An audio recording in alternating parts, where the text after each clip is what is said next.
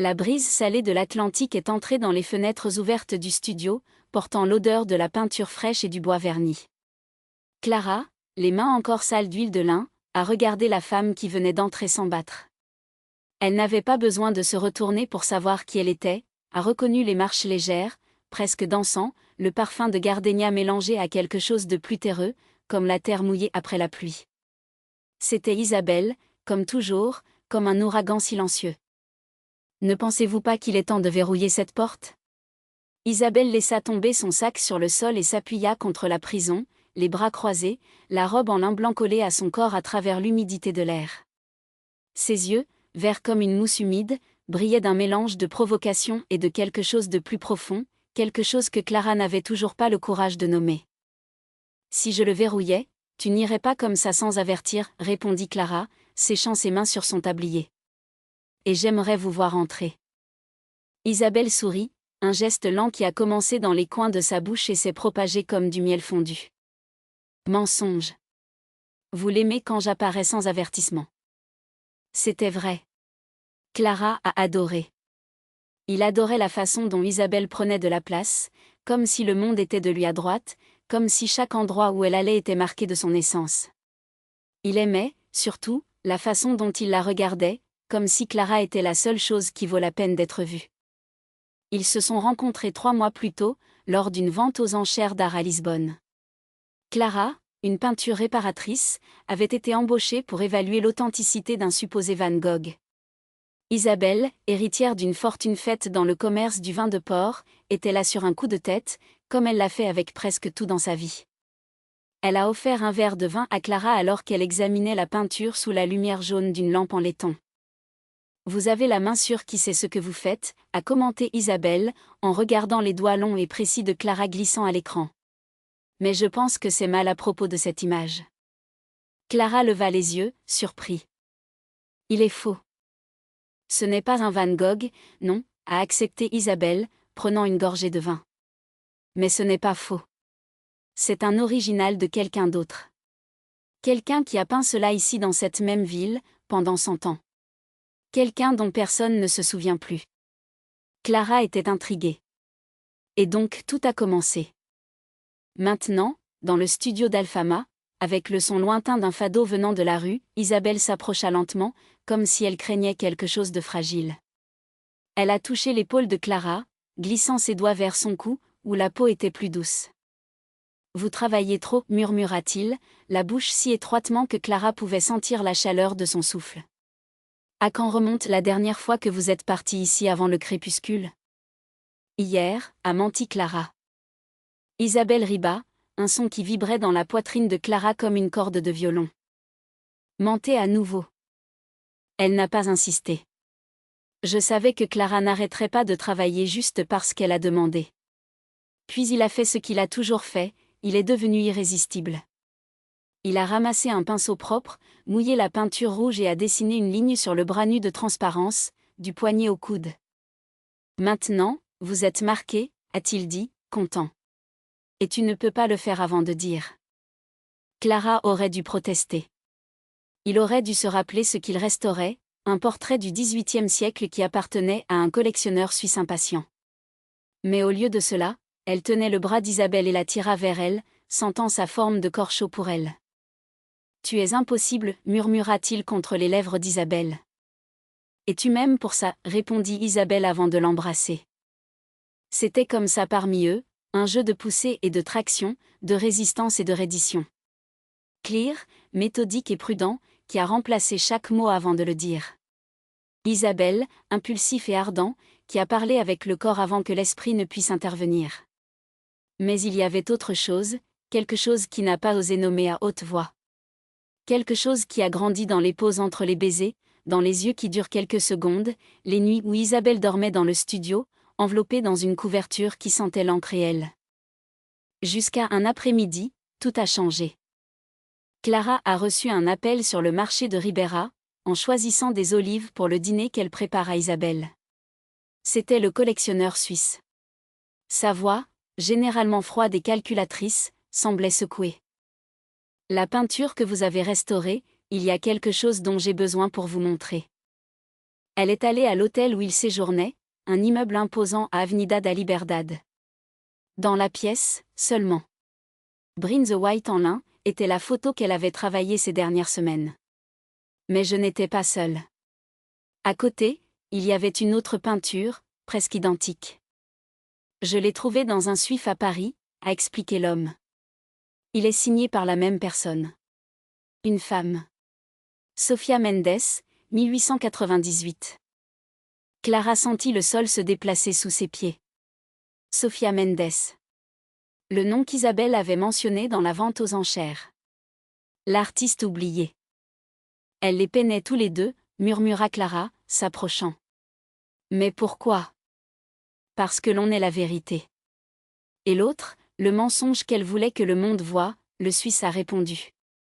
Et toi, mon visage, a restauré le mensonge. Clara a passé la nuit en cours, étudiant les deux écrans côte à côte. La différence était dans les détails. Dans la version qu'elle avait restaurée, le modèle, une jeune femme aux cheveux noirs et aux yeux pénétrants, a regardé vers l'avenir, difficile. Dans l'autre, elle a regardé sur le côté, comme si elle attendait quelqu'un. Et il y avait quelque chose de plus, à l'arrière du deuxième tableau, une inscription au crayon, presque effacée par le temps. Pour vous, vous savez comment voir au-delà de l'évidence. S. Isabelle est arrivée au studio le lendemain matin et a trouvé Clara assise sur le sol, entourée de livres d'histoire de l'art et des deux peintures soutenues sur le mur. « Qu'est-ce que c'est » demanda-t-il, à genoux à côté d'elle. Clara a tout dit. À propos de Sofia Mendes, sur les deux versions du même portrait, sur l'inscription. Isabelle était silencieuse pendant un long moment. Ensuite, il a légèrement touché la signature dans la peinture. Elle aimait cette femme, a-t-il dit, comme si c'était évident. Il a peint la vérité à elle-même et au mensonge au monde. Clara la regarda, surprise par la certitude dans sa voix. « Comment savez-vous » ? « Parce que je ferais de même, » répondit Isabelle, trouvant ses yeux. « Si le monde ne pouvait pas nous voir tels que nous sommes, je peindrais une version de nous qu'il pourrait accepter. Mais cela garderait la vérité juste pour vous. » L'air entre eux était dense, chargé de quelque chose qui ne pouvait plus être ignoré. Clara tenait le visage d'Isabelle entre ses mains, ses pouces se brossant la peau douce et douce en faces élevées en tant que pétales. « Et quelle serait notre vérité » demanda-t-il, sa voix rauque. Isabelle n'a pas répondu avec des mots. Au lieu de cela, il l'embrassa avec un rythme lent, car la séquelle a été le premier baiser, et le dernier. Quand il s'éloigna, ses yeux étaient humides. « Que je ne veux pas être juste la femme qui apparaît sans avertissement, a-t-il déclaré. Je veux être celui-là. Clara sentit son cœur battre si fort qu'elle craignait qu'Isabelle puisse entendre. Alors restez, murmura-t-il. Isabelle sourit, mais c'était un sourire différent des autres. C'était doux, presque timide. Il y a une chose que vous devez savoir, a-t-il dit, hésitant pour la première fois depuis que Clara la connaissait. J'ai acheté le tableau aux enchères. Pas sur un coup de tête. Parce que je savais déjà qui était Sofia Mendes. Clara a été paralysée. Comment ? Ma famille. Isabelle prit une profonde inspiration. Ma grande petite mère était Sofia. Cette femme dans le portrait ? C'était son amant. Ils vivaient ensemble ici, dans ce même quartier, jusqu'à la mort de Sofia. Ma famille a tout caché. Ils ont brûlé des cartes, vendu des peintures comme s'ils venaient d'autres artistes. Mais j'ai trouvé quelques journaux intimes. Et en eux, Sofia a expliqué comment elle a peint deux versions de tout, une pour le monde, une pour elle. Clara sentit les larmes couler sans s'en rendre compte. Pourquoi ne m'as-tu pas dit avant ? Parce que je voulais que vous découvriez par vous-même, répondit Isabelle, essuyant les larmes de Clara avec ses pouces. Parce que je voulais que vous voyiez au-delà du mensonge, comme elle l'a fait. Et puis Clara a compris. Il ne s'agissait pas des peintures. Il ne s'agissait pas du passé. C'était à ce sujet. Sur la façon dont, même dans un monde qui essayait encore de dire comment ils devraient aimer, ils avaient trouvé un moyen de peindre leur propre vérité. Cette nuit-là, ils ont emmené les deux toiles sur la terrasse du studio, où la pleine lune illumina le talus comme de l'argent renversé. Isabelle a pris un pinceau et, avec de la peinture fraîche, a ajouté quelque chose à la vraie version du portrait, deux femmes se tenant la main, presque transparentes, comme si elles étaient des fantômes du futur regardant le passé. Maintenant, c'est le nôtre, a-t-il dit, remettant le pinceau à Clara. Clara n'a pas hésité. Il a peint, à côté des figures, une fenêtre ouverte. Et au-delà d'elle, la mer. Parce que leur vérité n'avait pas besoin d'être cachée. J'avais juste besoin d'espace pour respirer. La peinture encore humide brillait au clair de lune, comme si les figures sur la planche prenaient vie à chaque coup de pinceau. Clara a ressenti le poids du silence entre eux, un silence qui n'était pas vide, mais c'est. Et de tout ce qu'il n'avait pas encore dit. Isabelle regarda l'écran, ses doigts tremblaient légèrement, comme si elle craignait que ce moment puisse s'effondrer si elle le touchait. « Pensez-vous qu'ils sont heureux ?» demanda Clara, pointant vers les deux femmes qui avaient peint presque éthérées, entrelacées sur la banque de la mémoire. Isabelle sourit, un sourire lent, comme si la question l'avait pris par surprise, mais dans le bon sens. « Je pense qu'ils sont gratuits. Et pour moi, c'est déjà le bonheur. » Clara a mis le pinceau de côté et s'est tournée vers elle. La brise tague a apporté l'odeur du sel et quelque chose de plus, quelque chose de sucré et de chaud qui n'existait que lorsqu'ils étaient si près que même l'air entre eux semblait vibrer. « Et nous ?» Il chuchota-t-il.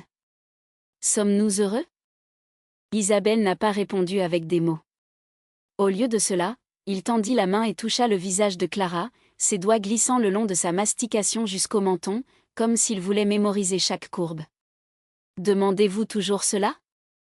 Clara ferma les yeux un instant, sentant la chaleur de la peau d'Isabelle contre elle. « Parfois, j'ai peur que tout soit un rêve. Puis-je me réveiller demain et vous n'êtes pas là ? » « Alors ne dorme pas, » murmura Isabelle, s'approchant. « Reste à moi. » Et c'est ainsi qu'ils s'embrassaient, sous la pleine lune qui argentait la rivière et les écrans et même les ombres d'eux-mêmes. Ce n'était pas un baiser urgent, comme ceux qui ont échangé lorsque le désir les a consommés, mais un baiser lent, comme s'ils se peignaient avec leurs lèvres. Clara a goûté le vin qui s'était bu plus tôt, mélangé à la saveur unique d'Isabelle, entre le café et le miel, quelque chose qu'elle ne pourrait jamais définir, mais reconnaîtrait n'importe où. Quand ils s'éloignèrent, juste assez pour respirer, Isabelle a soutenu le front de Clara. « Savez-vous ce qui manque sur cette photo ? » ?»« Quoi ? » ?»« Nous. » Isabelle a pris un autre pinceau et a plongé dans la peinture rouge, de même qu'elle avait utilisé pour les lèvres de sa femme dans le portrait. Avec un geste sûr, il a dessiné deux silhouettes dans le coin inférieur de l'écran, presque abstraites mais indubitables, une femme plus élevée, avec des cheveux lâches comme des vagues et d'autres mains plus petites et fermes et un look déterminé. Deux femmes s'embrassent. Clara a ri, un son bas et rauque. Maintenant oui. Maintenant c'est parfait. Mais Isabelle n'était pas terminée. Avec un mouvement rapide, il a écrit quelque chose de petit, presque imperceptible à la base du cadre. « Pour ceux qui viendront plus tard, nous existons. » Clara sentit ses yeux brûler. Ce ne sont pas des larmes de tristesse, mais quelque chose de si intense que ça faisait mal. Vous avez toujours connu les bons mots. Ce n'est pas des mots, a corrigé Isabelle, d'où berry à travers le coin de Clara des lèvres de Clara. C'est une promesse. Et puis, comme si l'univers attendait ce moment même, une étoile de tir a traversé le ciel, réfléchissant sur les eaux du Tagu. Ils ont ri, comme des filles qui croyaient toujours à la magie, et ont fait une demande de silence, chacune sachant que c'était la même chose, que rien ne les sépare. À l'intérieur du studio, l'horloge murale a frappé minuit. C'était une nouvelle journée. Un nouveau départ. Allez, a déclaré Clara, tirant Isabelle par la main. Nous avons encore beaucoup à peindre. La porte du studio était légèrement rampée lors de la fermeture derrière eux, comme si l'endroit lui-même respirait soulagé de les récupérer. Les murs, couverts de croquis et de toiles semi-waded, semblaient regarder les deux femmes tandis que Clara allumait les lampes des lampes, jetant des ombres de danse sur les visages qu'elle connaissait déjà par couleur. L'odeur de la peinture à l'huile et de terbentina les enveloppe, familière et réconfortante comme un câlin. Isabelle se pencha contre le banc, ses doigts jouant avec un pinceau abandonné. « Pensez-vous qu'ils aimeront ça ?» Clara n'avait pas à demander qui ils étaient. Il savait qu'Isabelle faisait référence à des femmes qui viendraient plus tard, à ceux qui trouveraient leurs œuvres dans des galeries ou parmi les pages de livres, à ceux qui reconnaîtraient en eux un morceau d'eux-mêmes. Il ne s'agit pas de l'aimer, a-t-il dit, tout en décomptant le tablier qu'il portait toujours pour peindre. Il s'agit de se sentir moins seul. Isabelle sourit, ce sourire qui a fait froisser ses yeux d'une manière qui aimait clairement. Tu es insupportablement romantique, tu sais. Et vous êtes insupportablement sceptique, répliqua Clara, jetant le tablier sur une chaise avant de s'approcher. Mais je pense que c'est pourquoi nous équilibrons. Les doigts d'Isabelle ont glissé la taille de Clara, la rapprochant. Ou peut-être que c'est juste parce que tu ne peux pas rester loin de moi.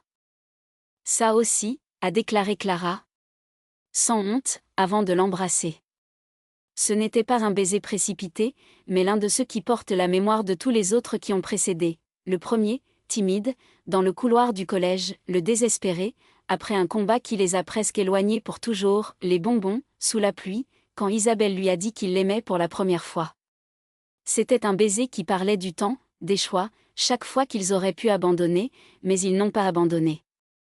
Quand ils ont rompu, Isabelle prit une profonde inspiration, comme si elle avait besoin de se recomposer. Nous devons travailler. Nous travaillerons, a convenu Clara, mais elle ne s'est pas éloignée. Au lieu de cela, il a pris la main d'Isabelle et l'a conduite à un écran vierge sur le chevalet. Tout d'abord, cependant, nous devons décider quoi peindre. Isabelle a cambré un sourcil. Vous n'avez plus d'idée ? Bien sûr que j'ai. Clara sourit, malicieusement. Mais je veux entendre le vôtre. UM. Isabelle a fait semblant de penser, ses doigts sont toujours entravés avec Clara. Et quelque chose, audacieux ?